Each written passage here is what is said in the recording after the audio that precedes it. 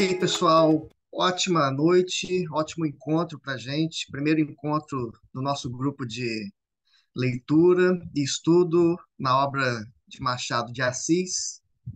E meu nome é Nelson Leles.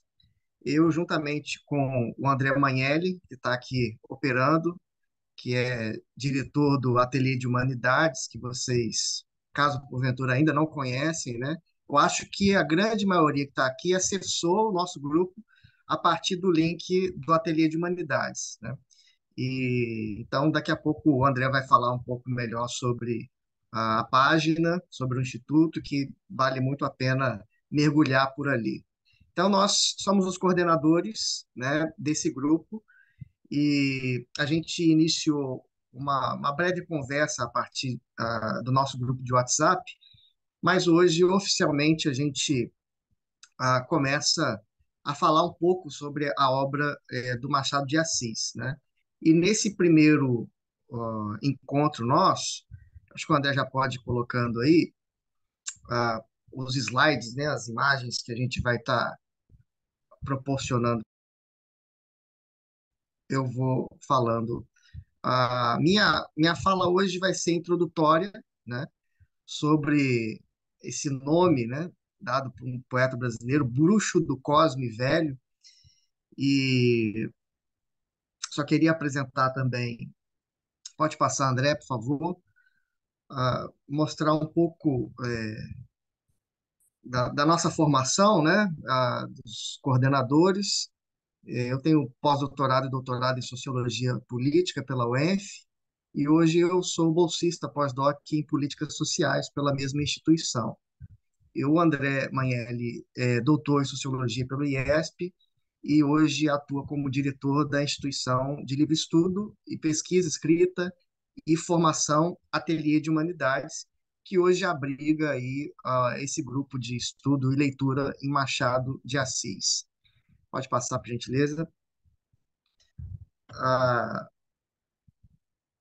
o objetivo desse nosso grupo, né, é tratar esses temas dentro do Machado, que tem lá também no site, a forma romanesca, crítica social, existência, amor, loucura, feminino, religião, dinheiro, nacionalidade, explorando aí como esses escritos de Machado de Assis se relacionam com a literatura, as artes, a história, a sociedade, a cultura, a humanidade. E os nossos encontros acontecerão toda a última quinta-feira do mês, às 20 horas. Isso só não acontecerá em março, porque o mês tem 5 quintas-feiras e o último é feriado. Mas a gente vai apresentar para vocês aqui no final o cronograma semestral para vocês acompanharem e vamos colocar também lá no grupo posteriormente, tá? Como vocês sabem, nós temos esse grupo de WhatsApp e é muito importante a gente frisar que esse grupo, para a gente não devagar muito, ele tem uma função muito específica, que é apenas trabalhar informações, documentos e tudo aquilo que está relacionado à obra de Machado de Assis. E nós pedimos, então, essa compreensão de vocês, né? Essa gentileza para que a gente possa alimentar. É importante que todos participem, isso é muito bom. Alimentar o nosso grupo com essas informações, com curiosidades, com sites que possam remeter a questões direcionadas à pesquisa, e isso é essencial, tá? Ah, e essas regras aqui, elas vão sendo estabelecidas para que a gente possa obter um ótimo resultado nesse grupo. Então, nessa fase experimental, e agora o André vai falar um pouco sobre isso, né, ainda introdutoriamente, nesse primeiro semestre de 2024, o nosso grupo é aberto para todo mundo interessado e no formato gratuito. E no caso de uma demanda excessiva, os sócios apoiadores do ateliê terão vaga preferencial. Então, eu vi no formulário que vocês responderam que existe aí uma diferença, né, em relação aos níveis de acesso à obra do Machado de Assis, e hoje não é uma espécie de nivelamento, mas é uma espécie de mostrar um pouco essa cronologia, responder de quem que nós estamos falando, quem que nós vamos ler, estudar nesse nosso grupo. Então, esse objetivo do primeiro encontro é apresentar uma linha do tempo, né? E responder, ainda que objetivamente, por que ler Machado de Assis nos dias de hoje. E em termos de níveis de acesso, né, à obra de Machado de Assis, esse grupo vai crescer de duas maneiras: de dentro para fora e de fora para dentro. No sentido de dentro para fora, é pela participação de cada membro, a, as discussões, as interações, as contribuições, né, depois das leituras dos textos, que serão textos dirigidos, serão textos indicados e disponibilizados, todos eles no nosso grupo, tá? E também de fora para dentro, no sentido de que nós estaremos recebendo já a partir do mês que vem, a partir de março, né, porque mês que vem vai ser uma discussão, uma roda de conversa sobre o primeiro texto do Machado de Assis, que nós vamos falar no final. A partir de março nós já teremos já especialistas, né, em obras do Machado de Assis. E isso vai acontecer um mês sim, outro mês não, tá? E no final eu vou abordar essa questão do cronograma para cada um aqui. Portanto, essas duas formas serão formas dinâmicas que nós teremos em diálogo, em debate, roda de conversa, exposição e contribuição entre nós mesmos, os membros, e também aqueles que vierem de fora para poderem nos auxiliar. Enquanto o André está achando lá o material atualizado, eu vou iniciar falando sobre o nascimento do Machado de Assis. Isso aí, obrigado. Ele nasce em 1839. Nome dele completo: Joaquim Maria Machado de Assis, filho do brasileiro Francisco José de Assis e de uma portuguesa chamada Maria Leopoldina Machado de Assis. Moravam no Morro do Livramento, cidade do Rio de Janeiro, fica ali entre os morros da Conceição e da Providência, próximo à região portuária. Em 1855, ele publica o primeiro poema chamado Ela, e isso depois de se tornar colaborador do jornal Marmota Fluminense. Responsável por esse jornal é Francisco de Paula Brito. Você tem aí na esquerda da sua tela uma página do Marmota Fluminense, e ao centro você tem o Francisco de Paula Brito, que foi muito importante para a promoção de leitores, de leitura no Brasil. E por que eu estou dizendo isso? Porque ele também comercializava livros, e os livros que antes, segundo um historiador brasileiro chamado Nelson Werneck Sodré, eram vistos como coisa diabólica. E essas ações do Paula Brito, né, ações de comercialização, ações literárias, ajudaram a romper uma certa clandestinidade do comércio de livros que acontecia no país no século XIX. E essa atividade de imprensa tinha passado por um longo período de censura por causa desses séculos de colonização. E só em 1808, né, é que essa atividade ganha aí liberdade. Então, você tem aquilo, inclusive, que o Paulo Brito dizia, né, que a leitura é uma atividade perigosa, mas um status de extrema necessidade. E, abre aspas, ele dizia: ler, aprender eram atividades que continham em si mesmas, como sempre, um sentido anticolonialista, representavam um esforço de libertação. E essa praça que você vê aí à direita é, é onde o Paulo Brito criou uma empresa tipográfica e também tinha aí o comércio de livros, onde ele reuniu também pela primeira vez a chamada Sociedade Petalógica. Essa praça aí era a praça chamada Praça da Constituição, e que tinha na época o chamado Teatro São João. Hoje, no Rio de Janeiro, é conhecido como Praça Tiradentes, fica lá no centro, e o teatro é o Teatro João Caetano. E essa imagem foi pintada em 1834 por um francês chamado Jean Debré, que fez parte da missão artística francesa. Mas o que é interessante pensar aqui é sobre essa sociedade criada aí, sociedade petalógica. Peta que vem de lorota, né, de mentira, ou seja, é o estudo das lorotas, das mentiras. E o objetivo dessa sociedade era colher mentiras, né? Eram caçadores de fake news no século XIX, de políticos e mentiras que aconteciam na sociedade.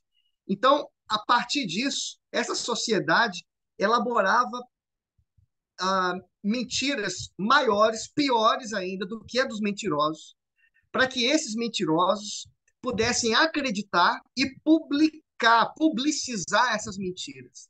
E ao fazer isso, eles eram desmoralizados na sociedade. Toda vez que eles repetiam essa mentira, achando que era informação ou era uma notícia verdadeira. Então, eles se divertiam com isso.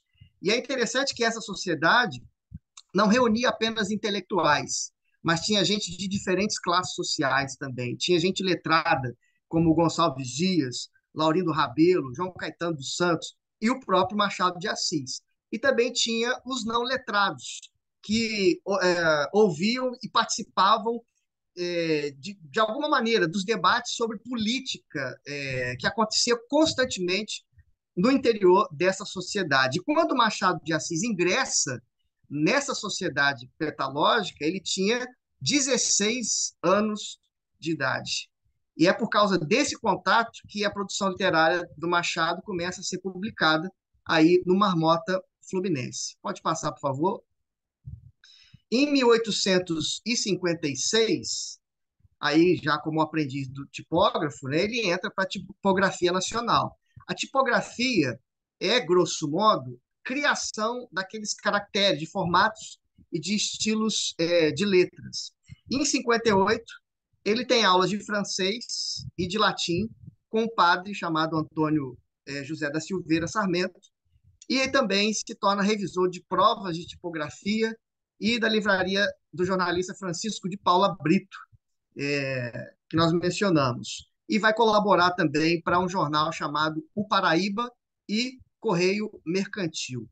Em 59, colaborar com a revista O Espelho como crítico teatral. Algumas pessoas se perguntam sobre o lado desse envolvimento artístico, né, de Machado de Assis. E é importante a gente lembrar que nessa época, nos palcos do Rio de Janeiro, as estéticas romântica e realista estavam presentes. E Machado de Assis faz parte dessa geração e que produz nesse contexto estético, né, romântica e realista. E o Machado dava importância ao teatro porque se entendia que o teatro era uma forma de civilizar a sociedade. E tanto o teatro quanto a imprensa era uma maneira de demonstrar o grau da civilidade de um povo. E o teatro era compreendido como lugar de distração, mas, sobretudo, um lugar também de ensino. Então, você tem ali peças representadas de autoria do Alexandre Dumas Filho, do Émile Luger, Ernest Levouvet, onde você tem temas importantes que são discutidos como família, trabalho, enriquecimento ilícito, inteligência, honestidade, a questão da honradez, sobre vício, sobre ócio. Então, o teatro fazia parte dessa veia do Machado de Assis, porque ele entendia a importância civilizatória, né, do teatro, digamos assim. Em 1860, ele passa a ser redator do Diário do Rio de Janeiro, em que ele utiliza pseudônimos como Gil, Job e Platão, e ele fazia resenha de debates do Senado, outros serviços, como crítica teatral, além de colaborar na Semana Ilustrada. E aí você vê aí embaixo essas imagens, essa imagem que você vê no canto esquerdo é onde era trabalho da tipografia nacional, né, no Rio de Janeiro. Ao centro, o jornal, a revista Espelho, né, e, em seguida, a Semana Ilustrada. Tá? Ah, e por que que ele utiliza esses pseudônimos, né? Isso era muito comum na época, porque o objetivo era geralmente separar os escritos jornalísticos da escrita literária. Tá? Pode passar, por favor, André.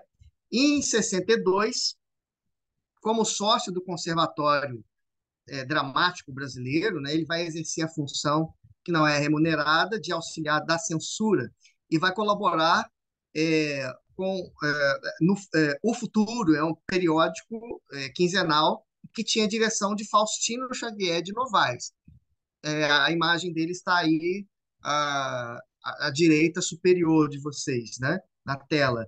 O Faustino, ele era um jornalista, poeta, português e irmão da Carolina, que viria a se tornar a esposa do Machado de Assis. Ele era conhecido também como o homem das letras e tretas, né? De letras por causa da cultura imensa que ele tinha, e tretas por causa das sátiras que ele escrevia e criava com isso alguns desafetos na sociedade. E, na verdade, havia por ele mesmo uma separação clara entre o homem de letras e o homem de tretas.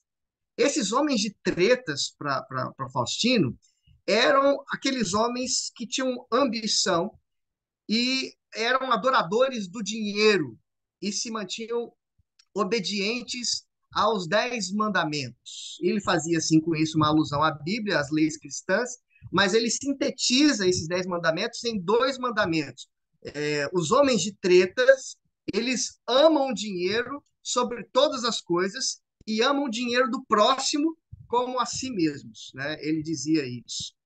E lembrando que a Carolina vem para o Brasil, vem para o Rio de Janeiro, é a irmã mais nova do Faustino, não apenas por causa da morte dos pais, mas sobretudo porque o Faustino acaba adoecendo, ficando enfermo e precisa de cuidados, e a sua irmã vem para poder fazer isso. O Machado de Assis era amigo do Faustino, e depois que o Faustino morre, ele escreve um poema em sua homenagem.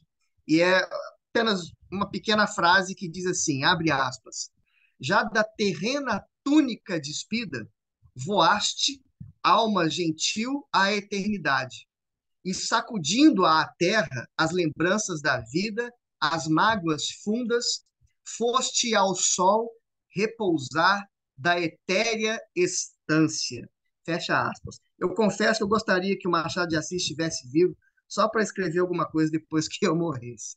Mas o Machado de Assis e a Carolina se casaram 3 meses depois da morte do Faustino, e o Faustino tinha uma grande admiração pelo Machado de Assis. E em 64 foi publicado o primeiro livro de versos chamado Crisálidas. Um ano depois foi fundada a Arcádia Fluminense, tem aí é uma espécie de sociedade de artistas, gente da literatura, e que Machado de Assis é um dos sócios fundadores, né? Tem aí um documento sobre isso.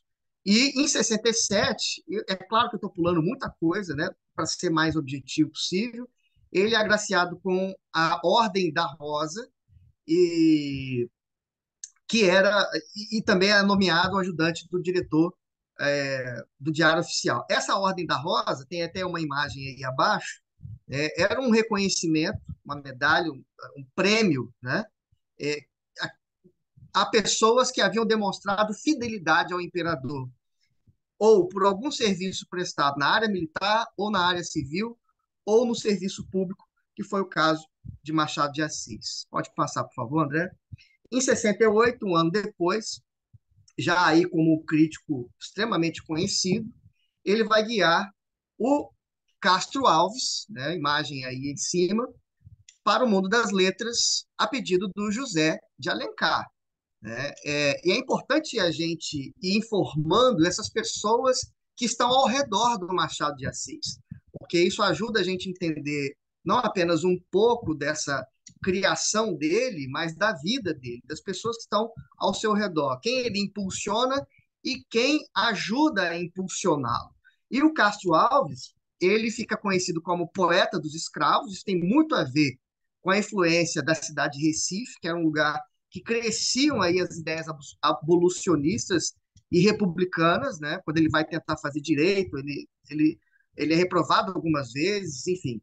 Mas aí ele vai para o Rio de Janeiro e tem um encontro com o José de Alencar. O José de Alencar pede para o Machado de Assis para que ele seja inserido no mundo da literatura.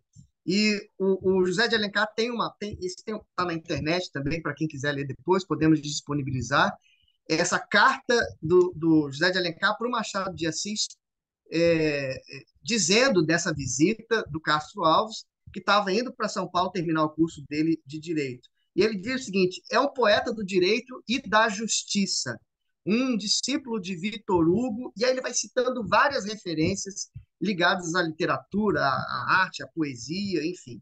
E aí, assim, depois ele consegue encaminhá-lo, né, no mundo das letras, e também Castro Alves termina o curso de Direito dele em São Paulo. E em 69, enfim, casa-se aí com a portuguesa Carolina Augusta Xavier de Moraes, que é aí a terceira imagem que você vê à sua direita. E a Carolina foi responsável por apresentar ao Machado de Assis as obras portuguesas e inglesas, inclusive. E como ela não pôde engravidar, é, eles adotaram uma cadelinha e puseram o nome na cadelinha de Graziella. Eu, sinceramente, não sei se essa é a imagem da Graziella. Eu peguei essa imagem em site de estudo sobre Machado de Assis, mas é uma cadelinha da raça Tenerife, né? E que entra, inclusive, no último romance escrito por ele, antes de morrer, chamado Memorial de Aires. E quando a Graziella morreu, Machado de Assis escreveu um soneto muito bonitinho chamado Um Óbito, né? E que foi publicado em 1892 no Almanaque das Fluminenses. Em 72 é publicado o primeiro romance do Machado de Assis, chamado Ressurreição, belíssimo romance, e que está aí também no nosso cronograma para leitura, se não me engano, para o segundo semestre. Um ano depois, ele é nomeado primeiro oficial da Secretaria de Estado do Ministério da Agricultura, Comércio e Obras Públicas. Existem, e depois eu posso disponibilizar, alguns ofícios, pareceres, documentos escritos pelo Machado de Assis nesse período.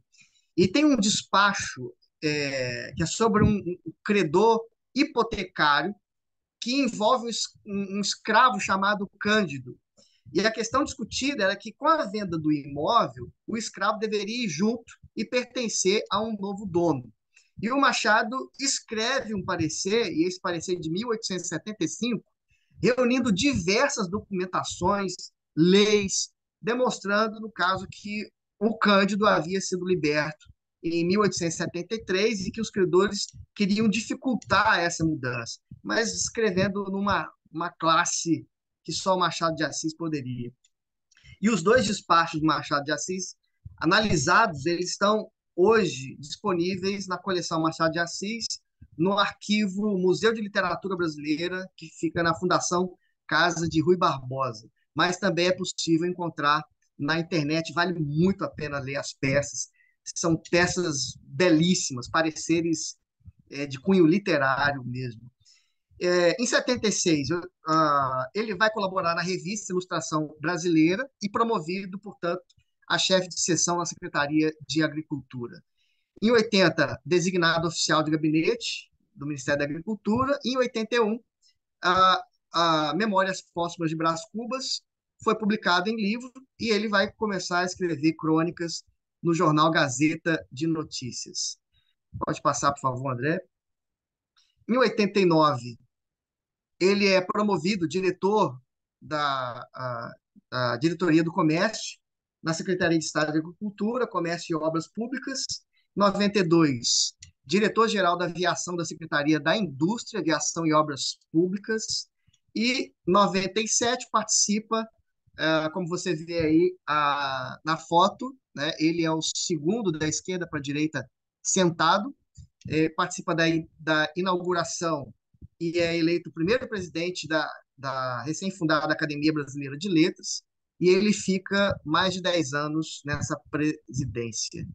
Em 1906, ele vai dedicar à mulher, a Carolina, que já era falecida, o mais famoso soneto chamado A Carolina. E, por fim, em 1907, próximo slide, o último romance de Machado de Assis, Memorial de Aires, que aparece, inclusive, notas, né, sobre a Graziella, a cadelinha dele, e ele entra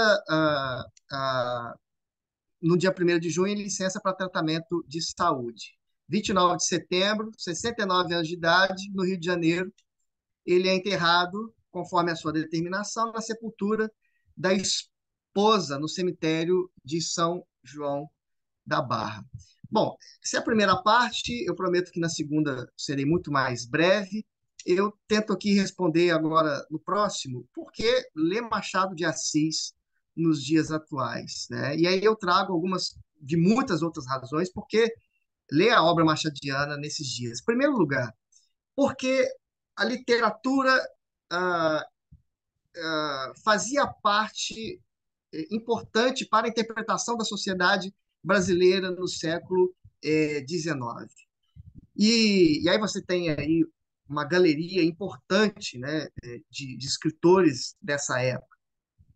E para além do Machado de Assis ser considerado aí um dos maiores escritores do Brasil, a leitura, a literatura machadiana, como outras que a gente está vendo aí agora a partir desses autores, ajudava a interpretar e narrar os cenários sociopolíticos do Brasil e as suas relações com outros setores, como as artes, a religião, a economia, a estética. E, portanto, a primeira coisa que a gente poderia destacar é que a literatura machadiana do século XIX ajuda a contar o Brasil pelas lentes de um intelectual mestiço, filho de um pintor negro e de uma imigrante portuguesa. E aí é importante a gente sublinhar aqui que a primeira faculdade que nós tivemos no Brasil foi em 1808, e isso na área da medicina. As ciências sociais, que discutiriam essa identidade nacional, os traços característicos do povo brasileiro, da cultura brasileira, da política brasileira, isso começaria a partir da década de 1930. E só a partir de então, essas leituras mais sociológicas, antropológicas, das ciências sociais, do país, começaram a existir. Quem faz uma síntese muito interessante disso é o João César Rocha, né, que é um dos especialistas também em Machado de Assis. E é curioso que muitas dessas produções da área das ciências sociais da década de 30 estavam em diálogo direto com autores da literatura. E nós temos, por exemplo, autores como Gilberto Freire, Caio Prado Júnior, Sérgio Buarque de Holanda, todos esses que, para além da sociologia, também tinham aí a história como lente de interpretação. Então, percebamos que o século XIX apresenta um primeiro momento com esses escritores, como esses que estão aí na tela. E você tem o José de Alencar, que vai escrever um romance de caráter indianista, né, que é o Guarani. O Gonçalves Dias, com Primeiros Cantos, né, que vai reunir poesias para poder falar das duas margens do Atlântico e descrever a condição da literatura, tanto em Portugal quanto no Brasil. O Álvares de Azevedo, que morre muito precocemente, aos 21 anos, mas que escreve Lira dos 20 anos e que aborda questões sobre desejo, vício, tédio, e que traz influência, inclusive, do romantismo europeu do século XVIII e XIX aqui para o Brasil. E são temas que estão dialogando também com o romantismo e o realismo dos teatros cariocas, né? Dos teatros nacionais. E E em seguida, aí na imagem, o Castro Alves, que vai discutir em Navio Negreiro a situação da população africana escravizada com essa promessa do novo mundo, da comercialização dessa gente no período colonial, que vai durar até o século XIX. E, por fim, Fagundes Varela, que vai falar também de temas correlatos, como a angústia, solidão, natureza e o aspecto social e político. E aí um quadro que vai de uma literatura que aborda questões sobre índios, pessoas escravizadas, até influência europeia na literatura brasileira para se discutir temas que vão perpassar a sociedade brasileira. E Machado de Assis, óbvio, como já dissemos, faz parte dessa descrição nacional. E também pela importância dada por seus contemporâneos, né? Para a gente remir também o tempo, eu acho que a gente pode apenas mencionar esses nomes, mas eu não vou investir muito tempo aqui, não. Araripe Júnior, Rui Barbosa, Silvio Romero, José Veríssimo, Euclides da Cunha, João do Rio. Pode passar, André, por favor. É, Antes de entrar na fortuna crítica, é interessante mencionar que o Euclides da Cunha, que foi um dos mencionados anteriormente, né, ele escreve um texto para o jornal Comércio chamado A Última Visita. Machado de Assis morre no dia 29 de setembro e esse texto é publicado um dia depois, A Última Visita. Ah, ah, e ele vai narrar aqui o que acontece não na morte, mas um pouco antes da morte do Machado de Assis, que vai entrar um jovem desconhecido entre 16 e 18 anos e se encontrará com o Machado no seu leito, já agonizando antes de morrer. E se ajoelha e encosta a cabeça no peito do Machado de Assis e logo em seguida vai embora. O José Veríssimo, que é uma das pessoas que estão ali presentes naquele momento, pergunta àquele jovem o nome dele antes de sair. Ele fala o nome, mas o nome fica em segredo. Mas a última frase do texto do Euclides Cunha é que a impressão visual das pessoas sobre aquele jovem saindo da casa de Machado de Assis era a impressão visual da posteridade. E aí, em 1936, uma crítica literária chamada Lúcia Miguel Pereira vai escrever dizendo que aquele visitante seria o Astrogildo Pereira, que viria depois a escrever uma série de trabalhos críticos sobre a obra do Machado. E ele faz parte dessa fortuna crítica do Machado de Assis. Ele é jornalista, fundador do Partido Comunista Brasileiro em 22. E ele é classificado, Machado de Assis, pelo Astrogildo como um romancista do segundo reinado com o Dom Pedro II, porque, na visão do Astrogildo, o Machado de Assis vai alcançar a sua maturidade exatamente nesse período, a sua personalidade de escritor nessa época. O Astrogildo também vai entender que Machado de Assis era um escritor não apenas universal, mas também nacional, com aquilo que o José de Alencar chamou de alma brasileira, né? E algumas pessoas diziam como ele pode ser também universal se ele localiza muito das suas obras, sobretudo no regionalismo carioca. O Astrogildo vai dizer que isso não limitava o Machado de Assis, porque a capital sempre foi um ponto de convergência, uma espécie de índice, né, do país. Né? E ele conseguia olhar para o micro e descrever, de certa forma, o macro. Em relação ao campo literário, o Machado de Assis vive o que para Astrogildo era a decadência do romantismo, mas o Machado também trazia aquilo que era chamado de o germe do antirromantismo, né, que se desenvolvia na esteira das condições antipatriarcais da época. Eu acho isso aqui muito interessante. É,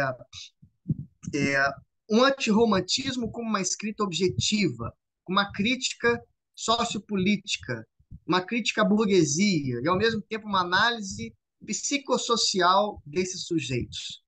A escrita do Machado de Assis era uma escrita com reações à sociedade. Nós temos, por exemplo, é, é, de Frei Simão até Memorial de Aires, né?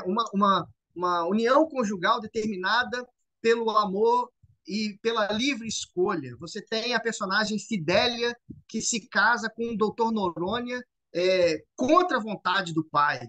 Isso no século XIX. Você tem uma decomposição moral quando Machado de Assis reúne personagens, né, como Brás Cubas, Virgília, Lobo Neves, você tem Bentinho, Capitu, Escobar, você tem Rubião, Sofia, Palha. Com tudo isso, parece que Machado, palavras do Astrogildo, se vinga da sociedade, ou seja, ele reage a um tipo de sociedade que imprime ali as suas regras morais, né? Que estabelece as suas regras morais. E desses trios que eu mencionei aqui, nós temos, por exemplo, a personagem Virgília, que representa a ruína que ficou reduzida à moral patriarcal. E por aí vai. Em Dom Casmurro, a Capitu, que é uma personagem em que o narrador vai trazer ambiguidades, né? E nós temos, por causa dela,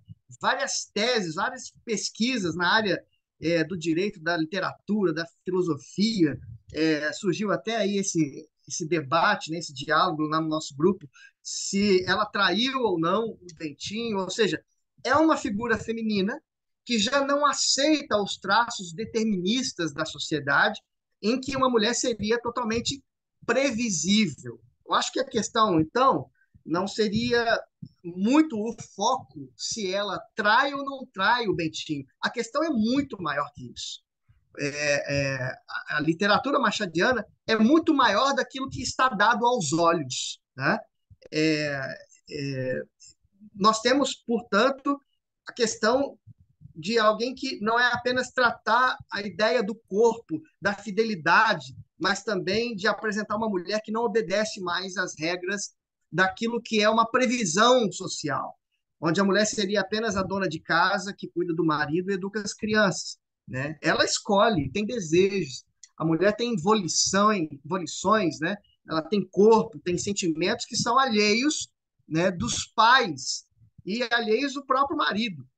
Isso é muito interessante, porque as personagens do Machado de Assis também representam coletivos ou também reações do próprio autor.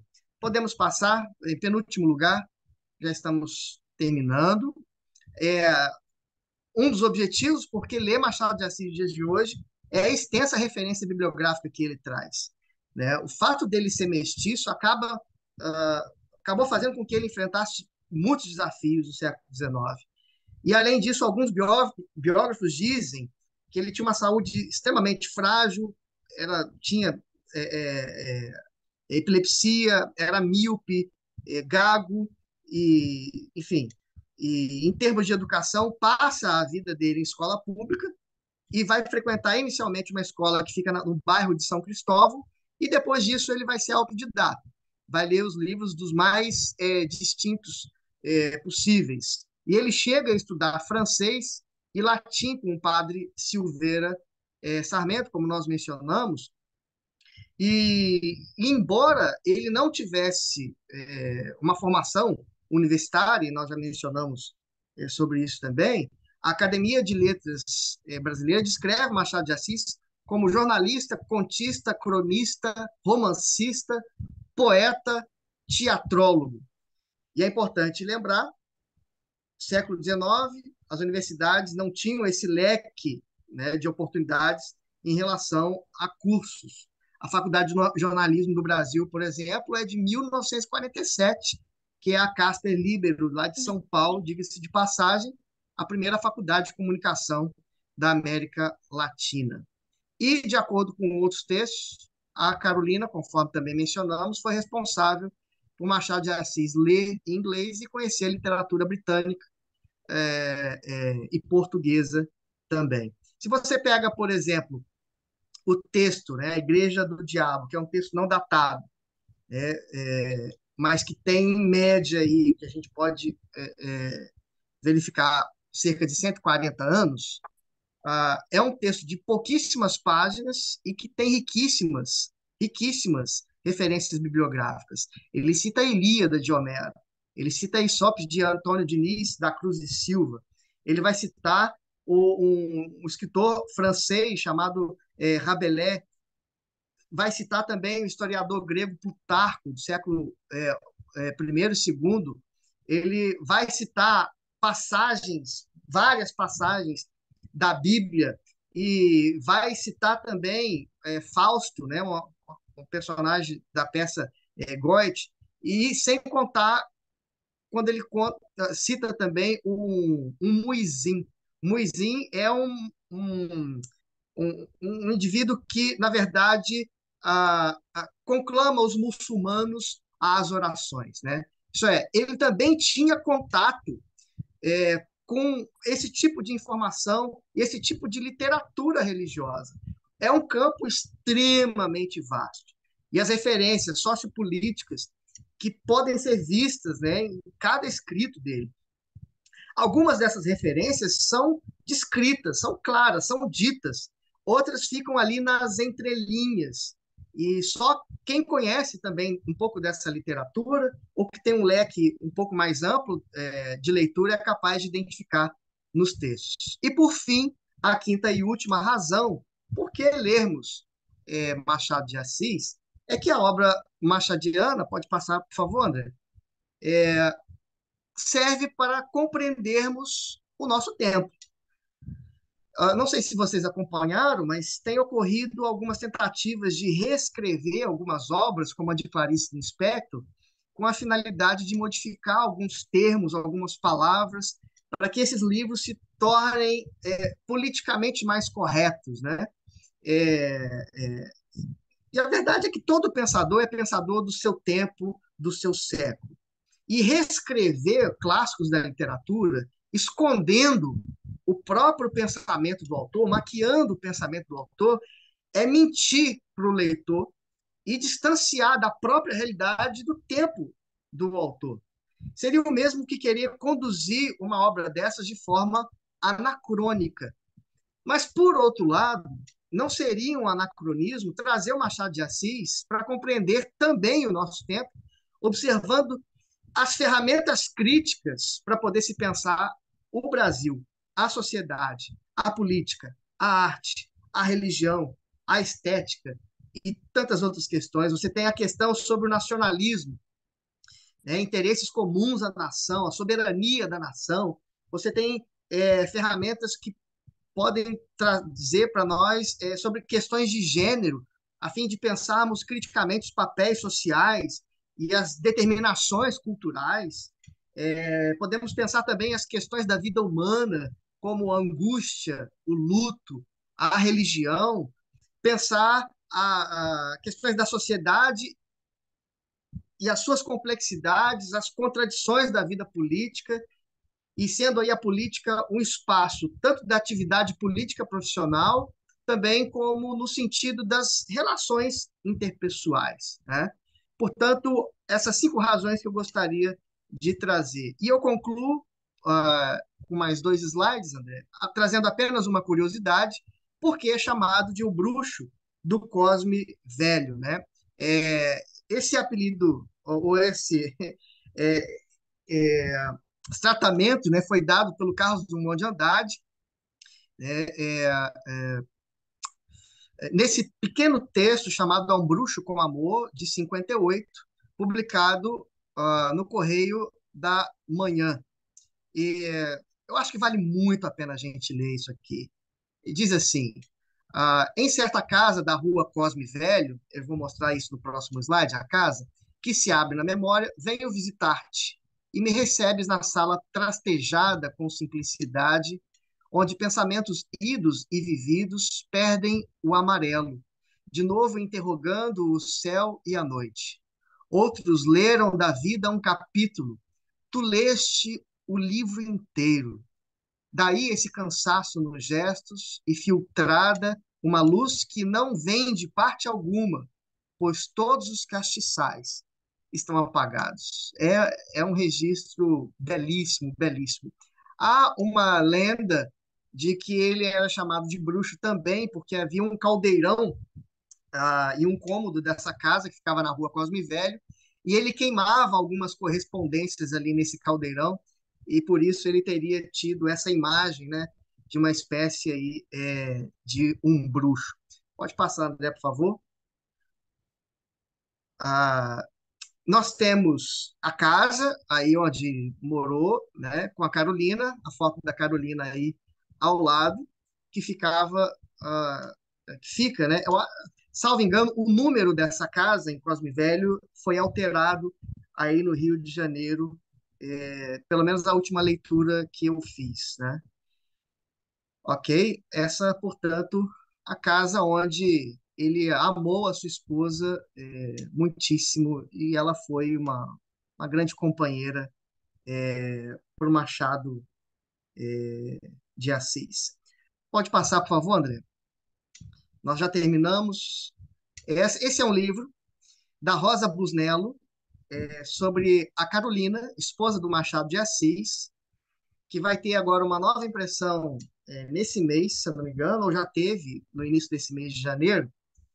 E eu fiz contato com a Rosa Busnello. A Rosa Busnello é graduada em letras, é doutora em psicologia, mestre em psicologia social e da personalidade, e ela tem como foco o interesse a cognição social com ênfase em memórias sociais.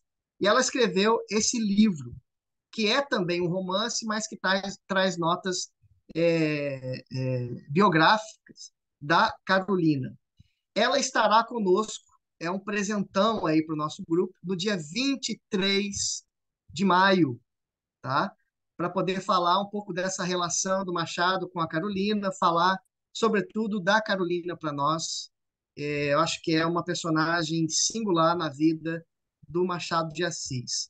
Portanto, nós teremos aí essa presença dela. E eu consegui esse livro, eu queria só avisar vocês que nem eu, nem o André, o ateliê não está ganhando em absolutamente nada com essa propaganda, mas eu consegui um desconto nesse livro para as pessoas do nosso grupo. Eu vou colocar o telefone da responsável pela editora, tá? É a Clô, ela é responsável pela editora. Quem quiser adquirir esse livro para ir lendo até o encontro com a Rosa Busnello, para poder fazer perguntas, colocações, trazer contribuições, dialogar com ela no dia 23 de maio, pode adquirir a partir desse contato com ela. É só dizer que faz parte do nosso grupo e eu vou informar isso lá no final, ok? Ok, considerações finais, ou melhor dizendo, um, falando sobre o nosso próximo encontro, que vai acontecer no dia 29 de fevereiro, conforme nós dissemos, né? Será toda última quinta-feira do mês, às 20 horas. Tá? Nós vamos disponibilizar o conto Último Capítulo, lá em PDF, no nosso grupo, para que vocês possam ler e a gente abrir uma roda de conversa no dia 29 sobre esse conto. Como é que isso vai acontecer? Uma semana depois, uma semana antes, melhor dizendo, até o dia 23, você que quer participar dessa roda de conversa, quer falar um pouco da sua contribuição sobre a leitura do último capítulo, é importante que você se inscreva, tá? Para a gente poder separar melhor o tempo. Às vezes nós vamos ter condições de dar 10 minutos, 15 minutos, isso vai depender da quantidade de pessoas que vai querer participar. Então, essa inscrição não é para assistir a nossa conversa, é para as pessoas que querem debater, conversar, que leram e querem trazer alguma exposição sobre esse material, ok? Essas últimas informações nós também vamos detalhar lá no final.